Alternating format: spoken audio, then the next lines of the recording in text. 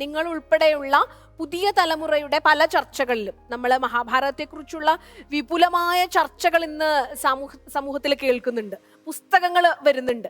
അവിടെയൊക്കെയുള്ള ഏറ്റവും പ്രധാനപ്പെട്ട ഒരു പ്രശ്നം എന്ന് പറയുന്നത്, ഇന്നത്തെ കാലത്ത് ഇരുന്നു കൊണ്ട് അന്നത്തെ കാലത്തെ നീതി വ്യവസ്ഥയോട് നമ്മൾ കലഹിച്ചുകൊണ്ടിരിക്കുകയാണ്.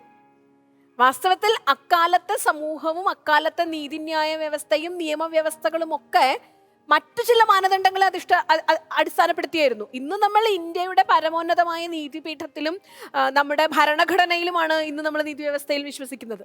അങ്ങനെ വെച്ച് നോക്കുമ്പോൾ കർണന്റെ കഥാപാത്രത്തെ രൂപപ്പെടുത്തുന്നതിൽ പലപ്പോഴും ഇതിഹാസകാരൻ കൃത്യമായ ഒരു മാനദണ്ഡം പിന്തുടർന്നിരുന്നു. സാർ അത് സൂചിപ്പിച്ചു കൃത്യമായിട്ട്. മാതൃത്വം കർണന് നിഷേധിക്കപ്പെട്ടിട്ടില്ല. കർണന് ഹസ്തിനപുരിയിലെ കൊട്ടാരത്തിൽ മറ്റാർക്കുമില്ലാത്ത സ്വാതന്ത്ര്യം ഉണ്ടായിരുന്നു. അവിടുത്തെ രാജകുമാരന്മാരോടൊപ്പം അർദ്ധരാജ്യം നൽകി ദുര്യോധനൻ.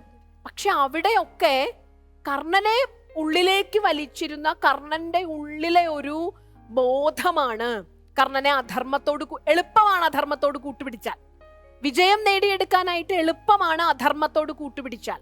ഇതായിരുന്നു അതുകൊണ്ട് തന്നെയാണ് ഒരാൾ യുദ്ധത്തിൽ താൻ പഠിച്ചതൊക്കെ മറന്നുപോട്ടെ എന്നൊരു ശാപവുമായിട്ടാണ് വരുന്നത്.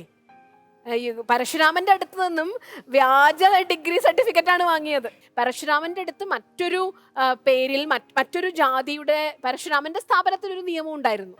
അങ്ങനെ ഒരു കളവ് പറഞ്ഞിട്ടാണ്, വിദ്യ അഭ്യസിക്കാൻ കളവ് പറയുക എന്ന് പറയുന്ന ഏറ്റവും വലിയൊരു നീചമായ പ്രവൃത്തി കർണന്റെ ഭാഗത്തുനിന്ന് ഉണ്ടായതുകൊണ്ടാണ് യുദ്ധത്തിൽ പഠിച്ചതൊക്കെ മറന്നുപോട്ടെ, ഇതുകൊണ്ട് നീ എന്ത് പഠിച്ചോ അത് നിനക്ക് എവിടെയും പ്രയോഗിക്കാൻ പറ്റാതാവട്ടെ എന്നൊരു നിഷേധം ഉണ്ടായത്.